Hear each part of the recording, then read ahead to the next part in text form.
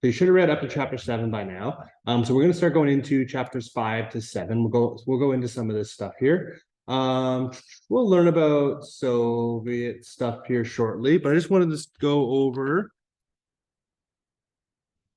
some of the plot here. So eventually in chapter 7, so the animals have set about rebuilding the windmill. This time they're going to make the walls thicker than before, which means hard work. You need more stone to do it. Cold and hungry due to the pigs' mismanagement of the farm. How are they mismanaging the farm? What? Which one? Just how are the pigs mismanaging the farm? They're changing the rules, I think, and they're changing the animals. Yeah, they've broken the rules. They've kind of set apart like they've basically made like a dictatorship. And they have sold food when they knew they were going into a bad season. They knew they would have a food shortage, and then they still sold food. And not only that, the pigs are getting fatter and fatter and fatter, right? The pigs are eating a lot. Yeah, but everyone else. And if you don't work 7 days a week, what happens with your food rations? Gets cut in half. Yeah, so you're already hungry, and then it gets cut in half if you don't work. So yeah, they're mismanaging the farm now. And they find inspiration in Boxer. We're going to talk about that rather than Squealer's motivational talks, right? Squealer's that really smart pig, good with words. Boxer's the guy who's like, I'll work harder, harder, harder. So the pigs realize that Animal Farm needs to maintain an illusion of a successful farm, right? The outside world cannot know that Animal Farm is going through hard times. It has to be successful. So they start lying to the world about, oh no, things are so great here. How do they do that? How do they show the world that they're incredible? Yeah, they filled the bins with sand and put food on top, right? So it looks like, oh, our stores are completely full. Now that's part one of the plan. The other part of that plan is, how does that news spread? To the pigeons.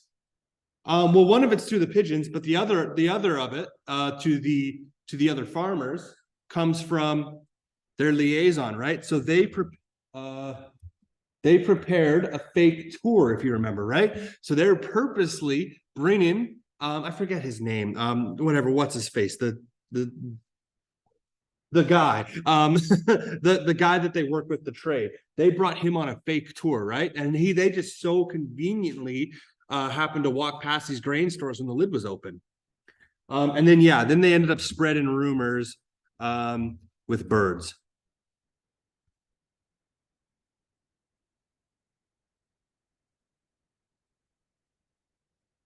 Mr. Mr. Whymper, yeah.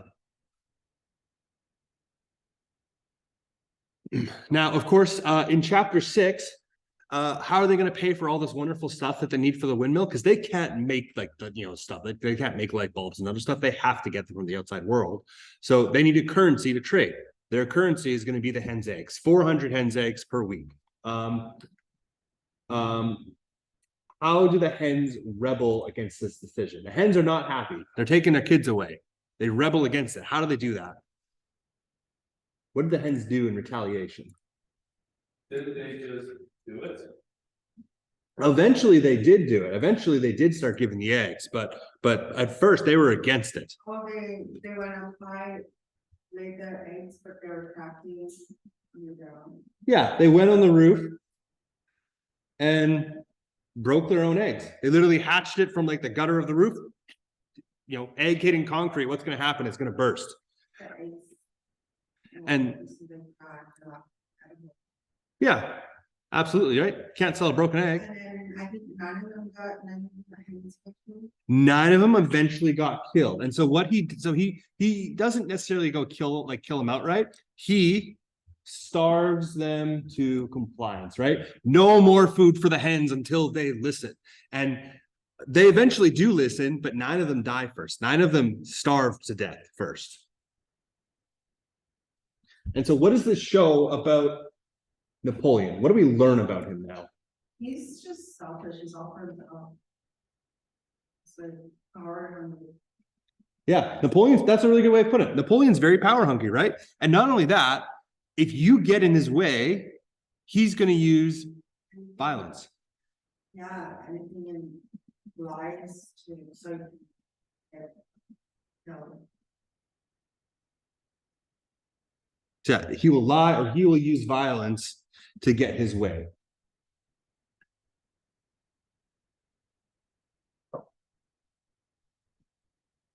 So yeah, if you get in Napoleon's way, he will do whatever he can to eliminate that problem. You are challenging his leadership. He did not like originally him, Napoleon and Snowball, they split the leadership, right? Napoleon didn't like that. So what does he do? He takes control for himself. He uses force to do so.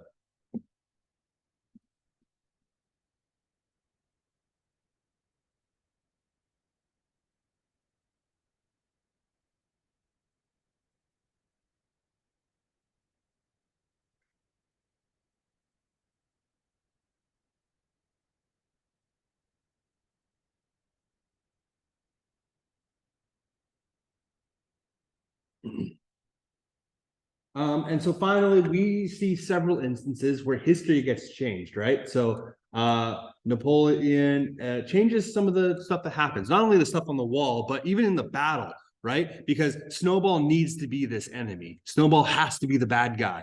It was Napoleon was the one who did all like the windmill stuff, right? Even though we know that Napoleon at one point literally peed all over Snowball's plans for it, for example. So we're going to take a look at their roles in the battle. So back when they were seizing control of the farm, and then we're going to take a look at the propaganda role now, the differences between those two of them. So Snowball, what did he do in the actual battle? he charged the walking battle and he got shot. Yeah, he charged Jones, got shot at, right? He was in the thick of it. He almost died. Not only that, not only does he participate in the battle, he planned the battle, right? He read like a book on Julius Caesar's like war tactics and stuff. Yeah. So he charged Jones, he got shot at, he planned the battle. Generally speaking, he was kind of the hero of the thing, right? He planned the fight. He did the whole like diversion thing where he lured them in and then everyone kind of jumped on them, right? So he was really the hero of this battle. And then what did Napoleon do? Yeah, he was absent from the battle. If you look at page 26, you don't see him. He didn't do squat. He did nothing. So he was absent from the battle.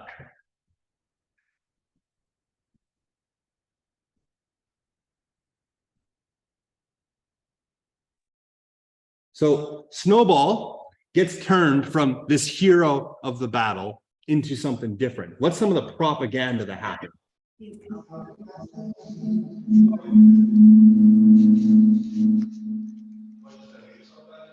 Huh? Oh shit. How do you do it?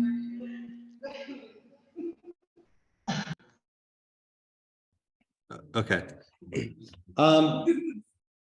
So Snowball goes from this hero, and eventually, what's the accusations that are put against them? That he was in talk with Jones. Yeah, he was working with Jones this whole time, right? Remember, that's the big fear. The animals don't want Jones to come back. That's the global fear that's keeping Napoleon in power, right? If Jones comes back, our lives will get worse, even though right now it's about the same. And so no, it's Snowball. He's working with Jones the whole time, and not only that, in the fight itself, he turned and ran, right?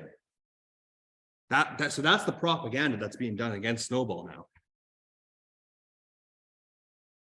And Napoleon, again, if you look at page 54, sprang forward and sank his teeth in Jones's leg. Not keg, leg.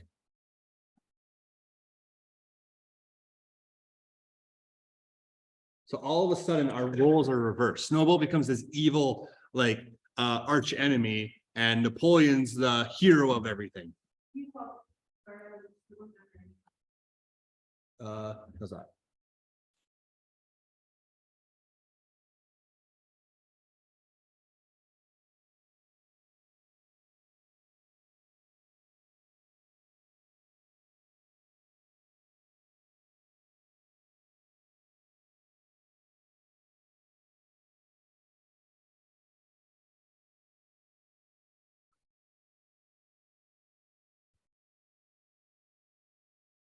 Okay.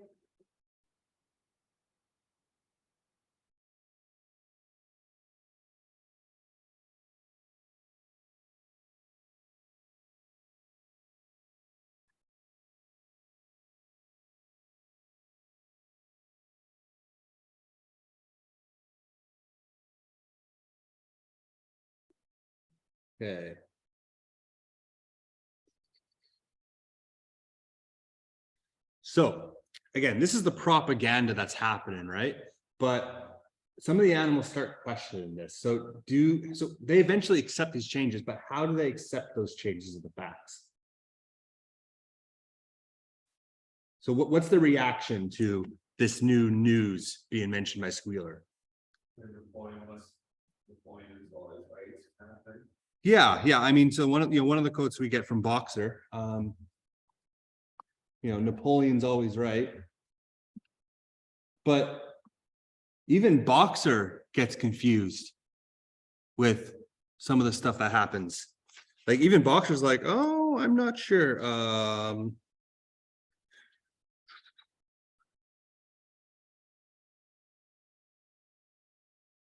Where did I do it? Here we go. So again, even Boxer.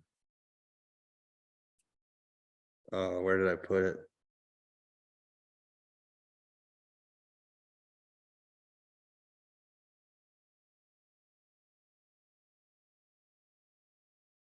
Yeah, on the top of page 55 here, or bottom page 54, top of 55. Now when Squealer described the scene so graphically, this is where he sunk his teeth, Napoleon sunk his teeth into Jones's leg. When Squealer described the scene so graphically, it seemed to the animals they did remember it. At any rate, they remembered that at that critical moment of the battle, Snowball had turned to flee, but Boxer was still a little uneasy. Boxer the whole time has been like, Napoleon's always right. Napoleon's always right. Boxer says, I do not believe that Snowball was a traitor at the beginning. What he has done since is different, but I believe at the Battle of the Cowshed, he was a good comrade. So Boxer begins to cast doubt. Boxer the whole time, he's the go-to guy, right? He's Napoleon's always right. Napoleon's always right. This time he's like, are you sure? Like, I think you're wrong. I think Snowball was on our side. And the other animals, they were originally against it at first. We all saw him running with blood. He was an animal hero first class. I saw him myself. I saw Snowball myself. He fought bravely. But then Squealer, he creates this narrative, super passionate, right? He tells this really graphic story. He eventually convinces the other animals. So eventually, the other animals do become convinced.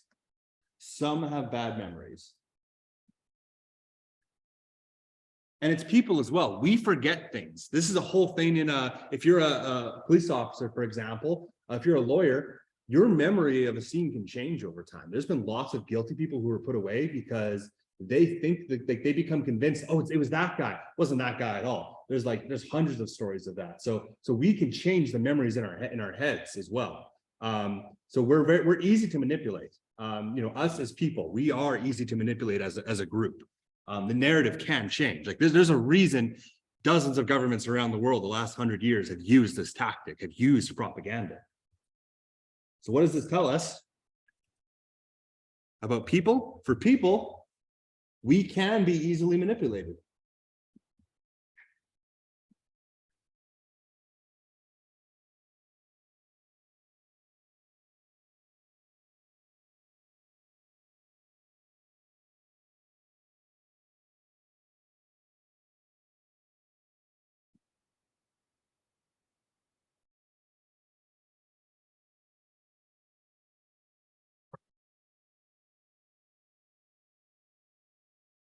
And then finally, what eventually happens at the end of chapter 7 is Snowball gets a little angry, or Napoleon gets a little angry. So in chapter 7, one of the most bizarre scenes unfolds, a ruthless massacre of a number of animals. Who gets killed? A bunch of them. Who got killed? The sheep that were killed. So there was sheep, and they got killed for urinating in the drinking pool. Orange. So that was the goose. The goose stole like 6 knobs of corn, something like that. There was 2 sheep. Did anyone catch what they got murdered or they got killed here for? They accidentally murdered a ram. And so because he was like a sick ram and they chased him around a fire. Yeah. That's no. Yeah, yeah.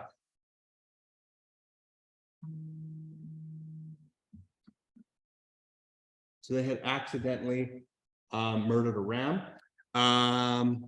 Now there's also 7 more deaths. There's the 3 chickens. Now this is an interesting one. Did anyone catch why the 3 chickens died?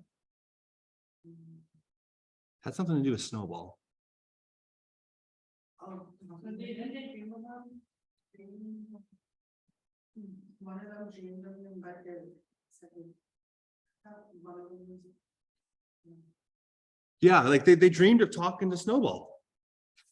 Is really what it is. That's why we, defied an order is I dreamed of talking to Snowball. And finally, we have the 4 pigs. The 4 pigs, this is not our first mention of them. These were the ones who were upset that the meetings changed. They've kind of mentioned how upset they are a couple times now. The only reason they kind of haven't talked more is because there's the threat of the dogs. These are the first animals to die. And they die because they outcried the Sunday meeting abolishment, because they outcried that the Sunday meetings ended. So they were opposing some of Napoleon's leadership. So all these people either died because they were sabotaging stuff, because they were working with Snowball, or because they were opposing the leadership. And there was one more person or animal that the dogs tried to kill. Did anyone catch who it was? Was it a pig? It wasn't a pig. It was on page 56 in the end of the first paragraph. Boxer kicked them. So I'm gonna go to this. Here we go. So to the amazement of everyone, 3 of them flung themselves upon Boxer. So they attacked Boxer. They're trying to kill him. This is after they're ripping the throats out of everyone, or right before they're ripping the throats out of everyone, right? So they wanted to take Boxer down first. Boxer isn't outrageously strong, right? They know they need to take him by surprise. So Boxer saw them coming and put out his great hoof, caught a dog in midair and pinned him to the ground. The other dog shrieked for mercy, and the 2 fled with their tails behind their legs. And then Boxer's like, "Hey, Napoleon, should I kill him?" is really what he says. So the dogs tried to kill Boxer. Now, the reason they tried to kill him, remember, we've outlined the 3 reasons why Napoleon will now kill you. The first one is you sabotage stuff. The second one is you're working with Snowball. And the third one was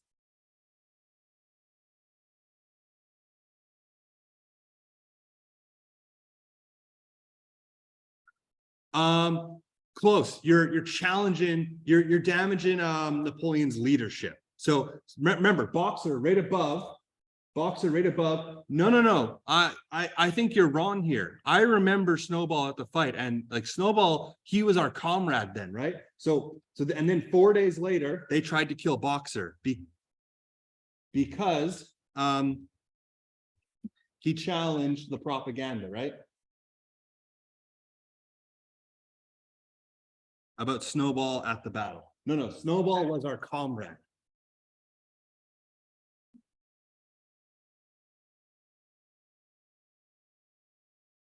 I said something like propaganda is. It's like when an Englishman looks at something really good. When it looks at what? An Englishman looks at something really good. Do you get it? I think so, yeah.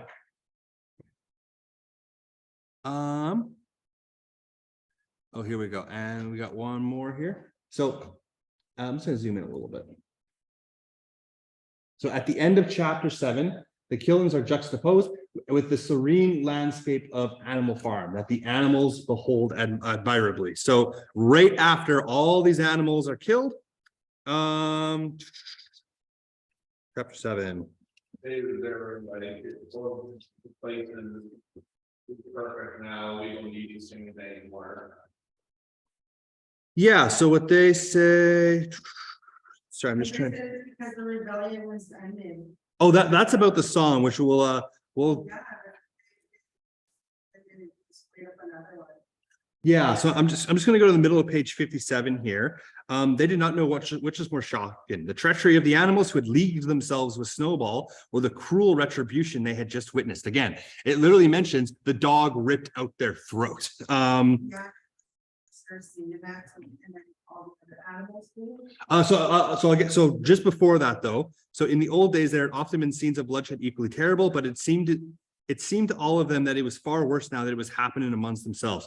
Since Joan had left the farm until today, no animal had killed another animal, not even a rat had been killed.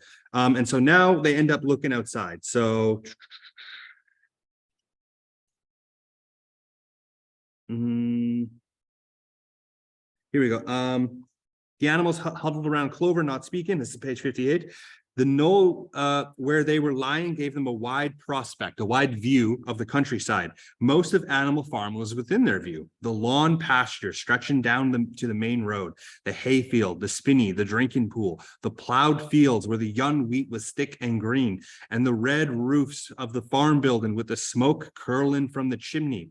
It was a clear spring evening. The grass and the bursting hedges were gilded with the level rays of the sun. Never had the farm, and with a kind of surprise, they remembered that it was their own farm, every inch of it their own property, appeared to the animals so desirable a place. So that's an important sentence. Never had the farm, with the kind of surprise that they remembered it was their own farm, every inch of it their own property, appeared to the animals to be so desirable a place. They forgot that it was their farm.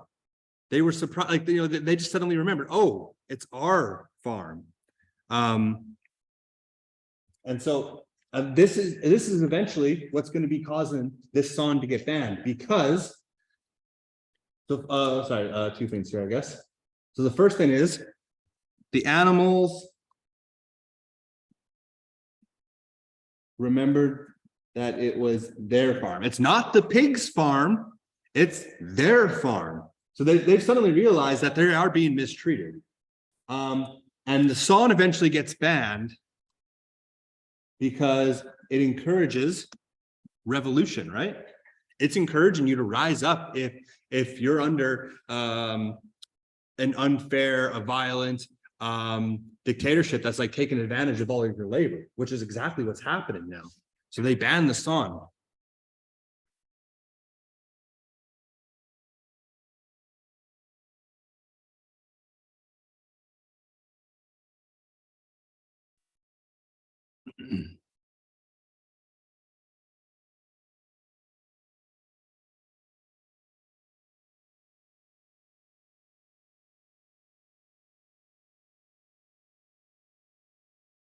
Okay, so what we're gonna do, I'll give you a second.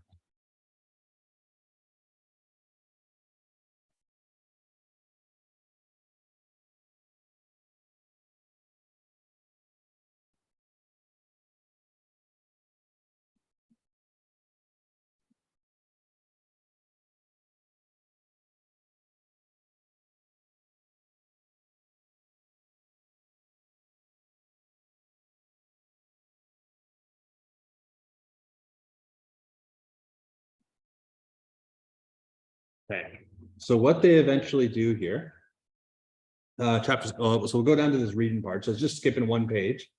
So this is just your personal response, just about Snowball's expulsion from the animal farm. There's a lot that happened in these 3 chapters. You know, that seems like a while ago, but chapter 5 is their vote on the windmill and Snowball's expulsion. So I'll let you write what you'd like there, but just kind of scrolling down here. So what happens? You don't need to worry about the second part. What events in Soviet history does the scene suggest? But what happens to Snowball about what happens to Snowball during the meeting about the windmill? He gets what? Oh, I see. So this is chapter 5 still. So this is where they're choosing to vote about it. So he gets chased away by Napoleon's dogs, right? And they almost get him. One of them had their tail in his mouth at one point. And if they would have caught him, they probably would have killed him, right?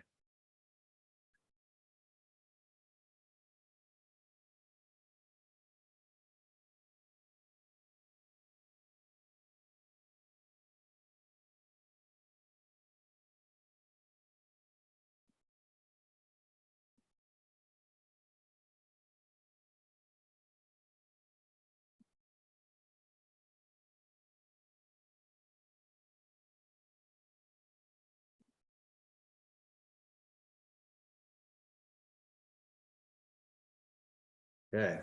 So Napoleon, he wants everything for himself. So right now he wants to solidify his leadership position. He wants to be the one who's in control. So there's 3 ways that he does this. So I'll list the 3 ways and we're going to come up with how he does them together. So first off, he's going to consolidate his power, which basically means he's going to make sure he's the one in control of everything. That's what consolidate is. The next thing he's going to do is he's going to do some propaganda, right? He's going to change some of the facts about some things.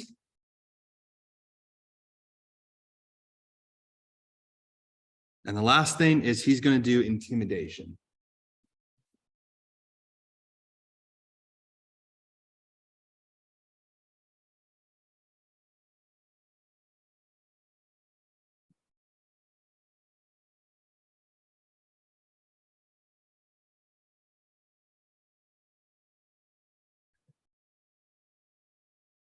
So let's think about how he does these things. It's not just these are the 3 things he did. How do we know this is what he did? What happened in the novel where these things happen? So consolidating power. Any ideas here? Who's in charge? Who makes decisions? Well, he says, like, he has to make plans, like, says, well, do you want to? So actually in propaganda here, absolutely, right? So everything they're doing is to prevent Jones from coming back. And that's also a lot of the justification for how he gets the power. So that's the mechanism where the other animals let him get the power, and how he actually gets the power. If you remember, the pigs are the ruling class who make decisions now. The pigs make decisions. They're the ruling class, right? We now have a hierarchy. There's no longer equality. Before, the pigs presented ideas because they're smarter. They can present their ideas, but everyone got a vote. Didn't matter how dumb you are. If you're the idiot sheep, or if you're a really smart pig, you have an equal vote. Now you don't even vote anymore. It's like, this is what's happening. I'm going to make your decisions for you. So the pigs are now the ruling class who make decisions. And there's a couple pigs who don't like this, who eventually get their throat ripped out. With the propaganda as well. So one is hey, you guys want to make sure Jones doesn't come back, right? And then what's the other propaganda that really happens here? Yeah. And then they change history on Snowball. I'm gonna make that a little bit smaller. Actually, no, I'm not. I'm gonna do this. So they change history on Snowball, which is like the battle, the windmill, he's in league with Jones, stuff like that.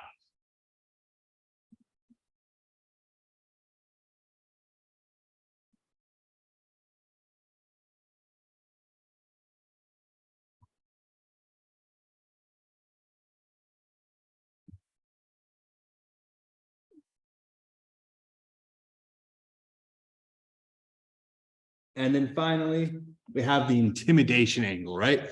Okay, you know what? If you are going to fight me back on some of this power, if you're not going to leave my propaganda, I have another tool to control you, which are what? His dogs, his 9 dogs.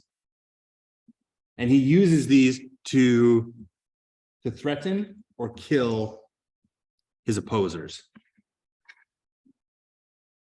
You get in his way, you will die. Again, he didn't want to just scare Snowball away. His intention there entirely was to kill Snowball. Oops.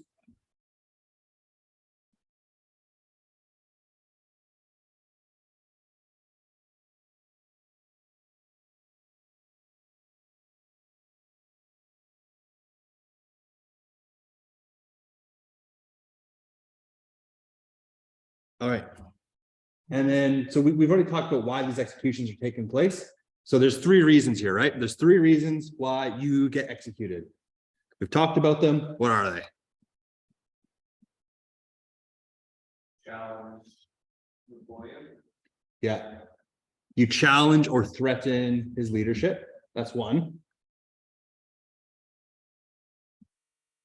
Those are the pigs and Boxer. What about our, was it our hens? Oh, it was our chickens. Yeah, they both been like, they didn't want him to get his egg, their eggs. Oh, I see what you're talking about. Yeah, so they were lumped in there as well. They kind of challenged, like they went against them, they opposed them. Absolutely. The extra reason here, think about like the goose and the sheep. They stole food, they urinated in the pool. They sabotaged the farm. I know there's a line to that, I apologize. And the third reason, so you have challenging his leadership or opposing him. You have sabotaging the farm. And the third one starts with an S.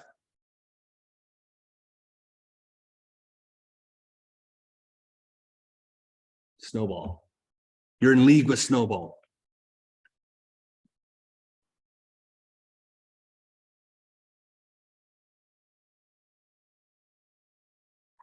Again, no one was actually working with Snowball there, but that's the claim he can do. You don't actually have to be working with him. He can just use that as a reason.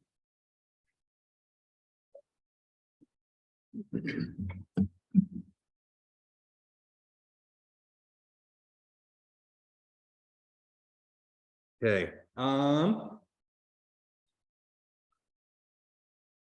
So last bit here. So now we're at chapter 7. How is Animal Farm any different from Napoleon's leadership to how it was at the start under Farmer Jones?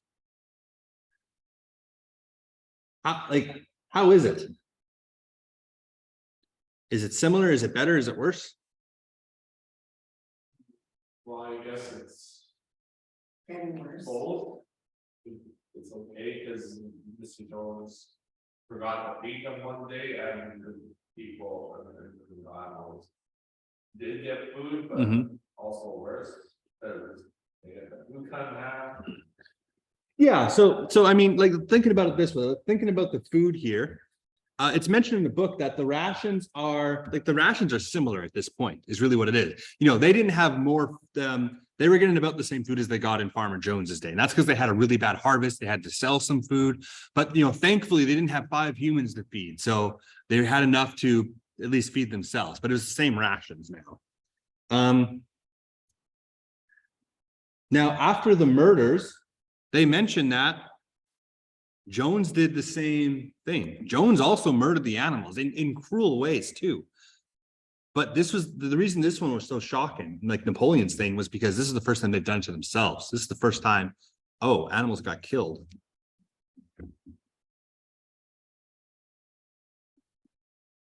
So overall, those are just some of the things here that have kind of happened. The rations are similar. Jones did the same thing. There's still a hierarchy in place, right? Which means the pigs are in control. The pigs are in control of things. The animals are still sleeping in that barn. They don't get a lot of say anymore.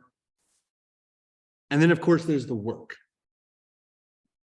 So on Jones's, how many days of the week did they work? Anyone catch this? 7. 6. Sunday, the day of our Lord. You only work 6 days under Jones. But now you work 7 under Napoleon. But keep in mind, it's all volunteer based. You'll just starve to death if you don't work 7 days. So if we're looking at this, it seems like it's about the same now. They have the same quality of life now. Not much has changed, actually. It was better at first. They had so much food they could eat at first. There was no violence. Everyone worked together. It was the best harvest they've ever had. Nothing got missed. They had a lot of pride in their work. Now, it's pretty similar, but they still have some of that pride. That's the main difference.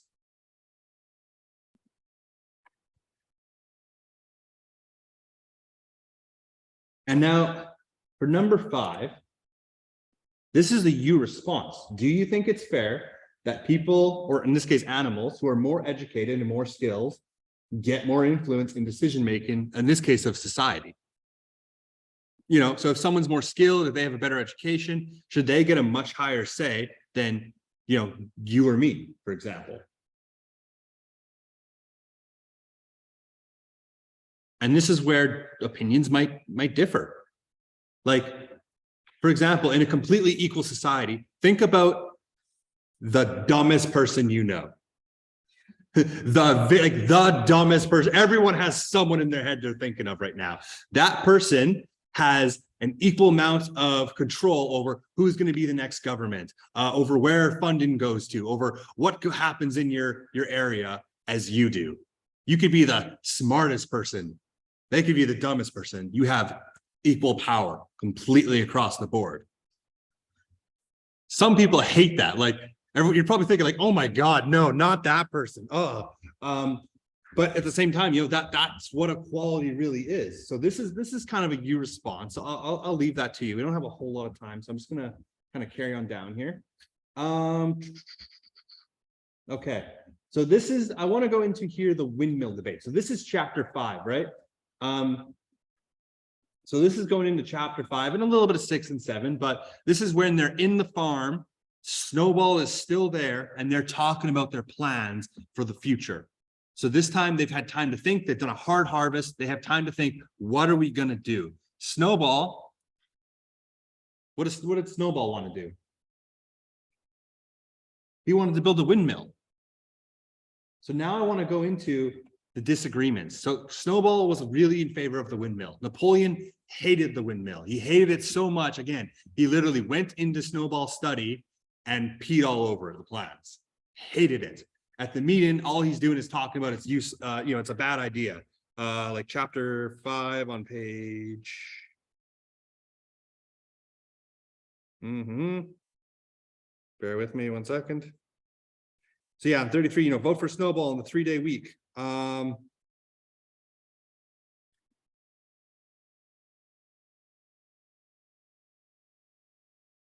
You know, Napoleon, so Snowball was really saying the fact that the main points of agreement here is there's 3 of them. This goes for both of them. So the first off is defense. We need to defend ourselves. They have different opinions of how they're going to do that. The second one was the windmill. They have differences of whether or not that's worth it. The third one, was, I'm going to put future rebellion.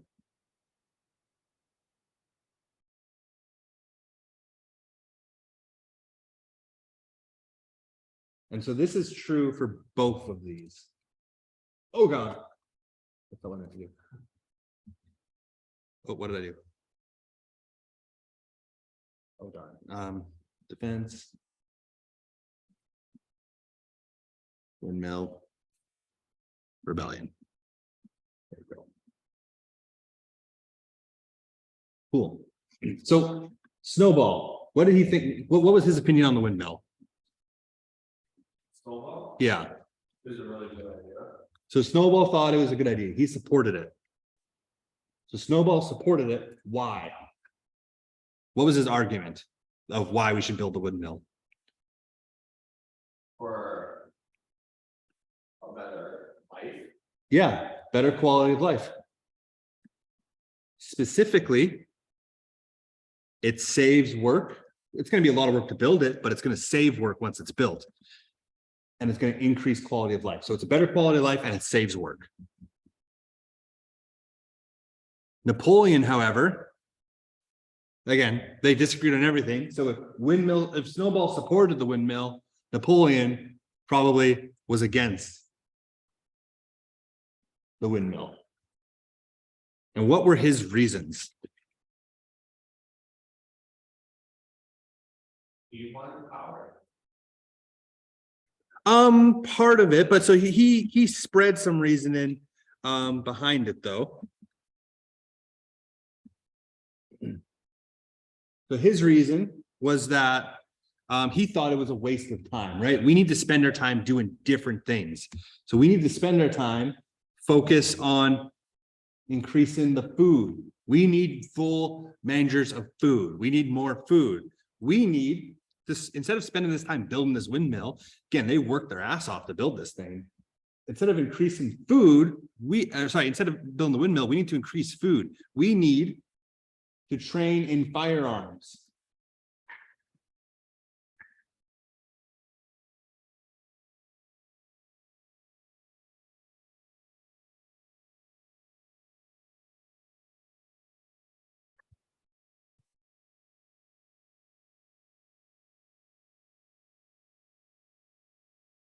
And so then we go into this farm defense. Now, in Snowball's opinion, so Snowball did not want firearm training. He did not want firearms. He did not want guns.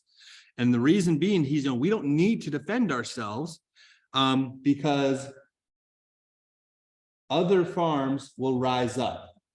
So he thinks that we don't need to defend ourselves because we're going to convince the other farms to get rid of their humans too. And then there's no humans at all. The issue's dealt with.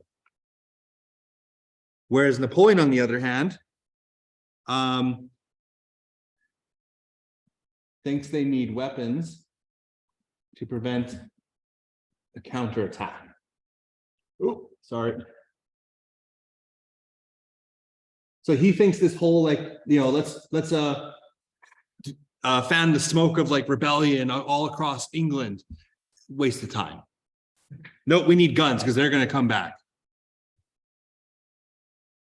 So now let's talk about these two characters' attitudes. And if we get time, we'll start developing that character map at the very, very front of our book.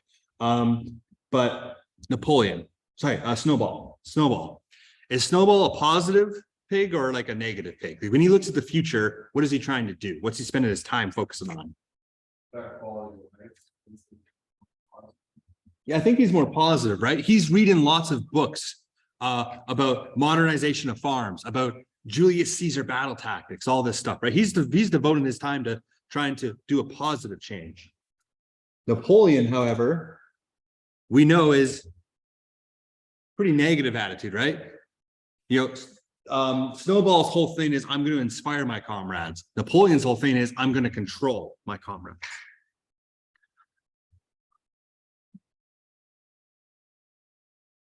Give me a second.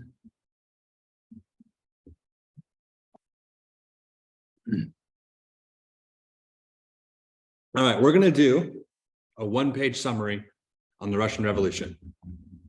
You could take entire college classes on this. But right below, we're going to find the Russian Revolution Animal Farm. Orwell wrote Animal Farm to mimic the revolution, the characters, the symbolism behind it, the language they use, Russian. It has to all do with the Russian Revolution. So the entire Animal Farm is an allegory.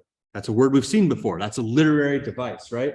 An allegory is a story that can be read on more than one level. As we read this, the characters represent figures in real life. It's an allegory to real life figures. So this has to do with the Russian Revolution. So let's get some history here. So the Russian Empire and the Tsar. So until the beginning of the 20th century, that's the 1900s. Until the beginning of the 1900s, Russia was a very large empire. It's a very large country. The Russians' name for their emperor was the Tsar, and Tsars had total control over their people. They were in control of everything. Oh, Farmer Jones was in control of everything. In the early 1900s, Tsar Nicholas II and the Russian ruling class, Jones and his farmers, lived in great luxury.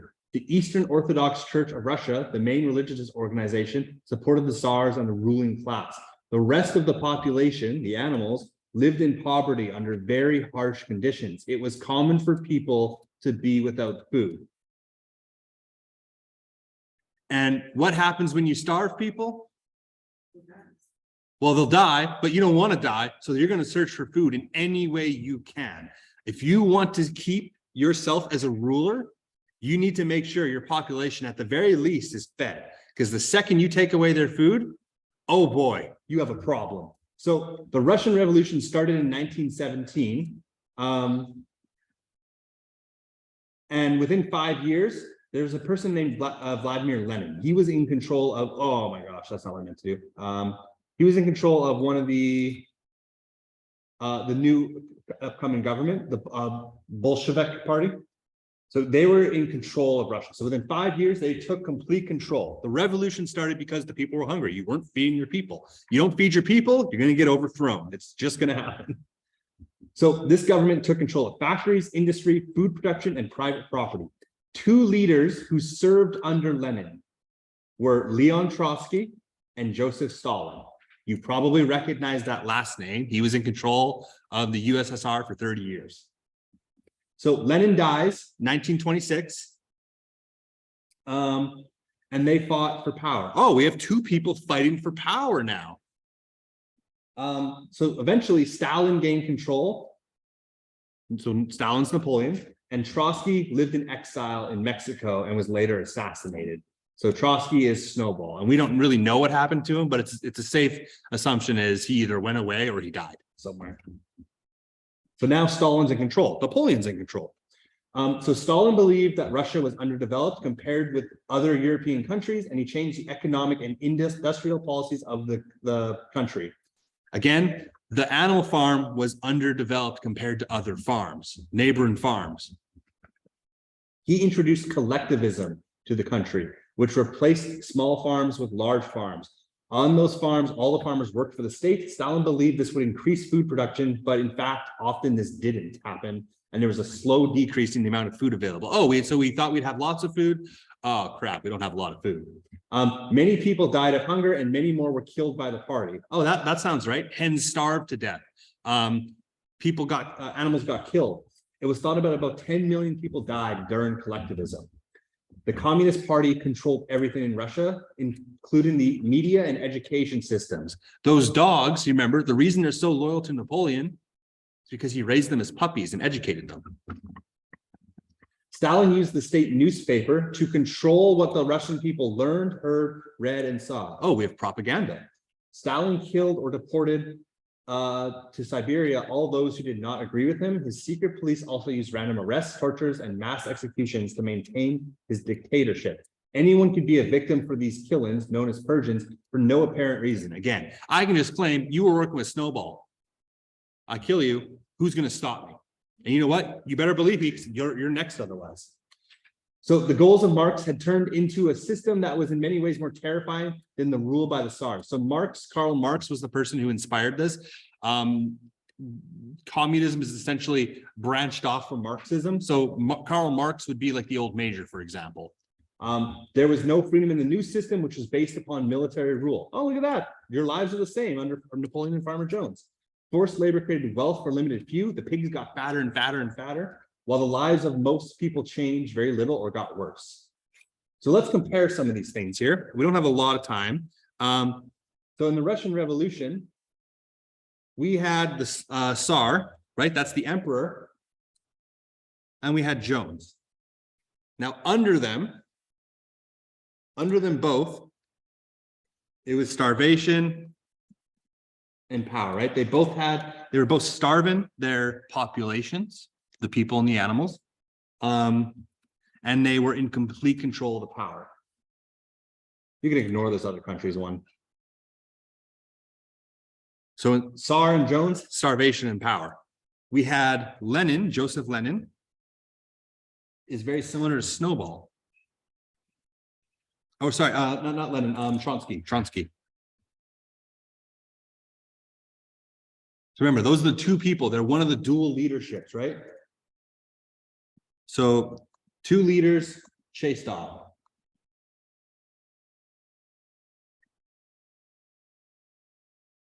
If you want, instead of other countries, you could even put like the additional notes. And so who's left in power after the person's chased off? Stalin and Napoleon, right?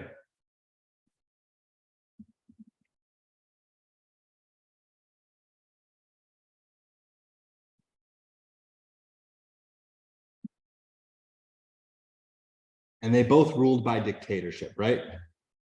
Which basically means what I say goes. If you don't like it, you die.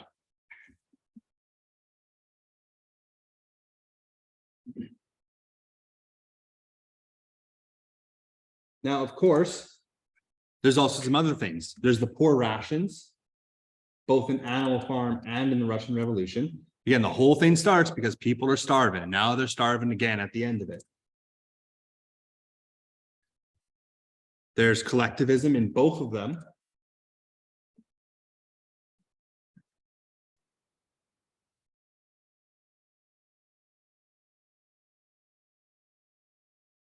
So remember, in collectivism, everyone works for the state.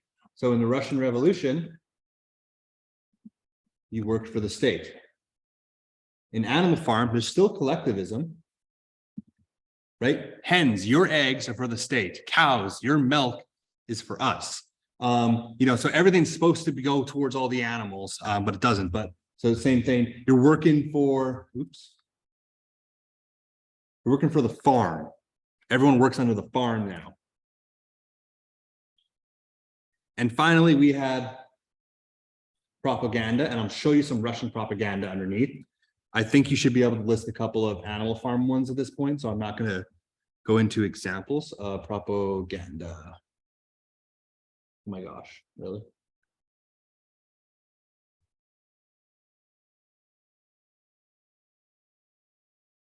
So once you're finished these notes, take a look at the page below. If we run a couple minutes over, I'll give you the time. So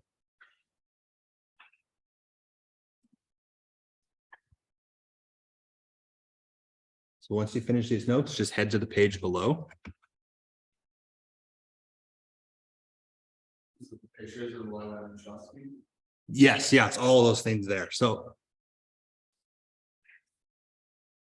I'll just give you a second here. So, today in the modern age, we have Photoshop, right? It's very easy to manipulate photos. Back in the 1920s and 30s and 40s and 50s and so on and so forth, it was very, very, very difficult to do that. So they actually took common photos and they edited them. They basically Photoshopped them by hand and then released it for the world to see. Zoom in here.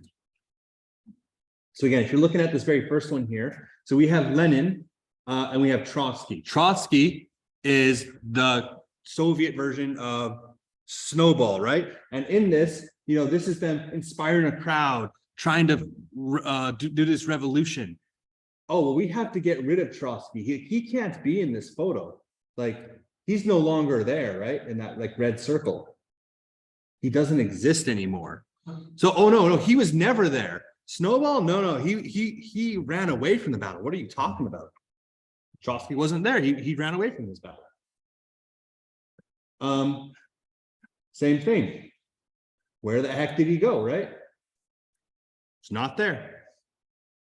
And like this is always like my favorite one. Like look at the good job they did. This is by hand. This was drawn. They like took that out and drew it together.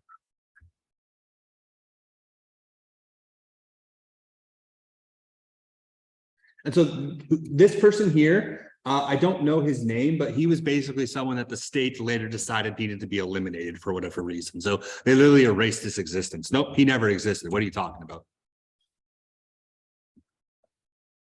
So we see examples of like Russian propaganda here. We know lots of Animal Farm propaganda. So that will close us off here for chapter 7. What I would recommend you do if you're able to is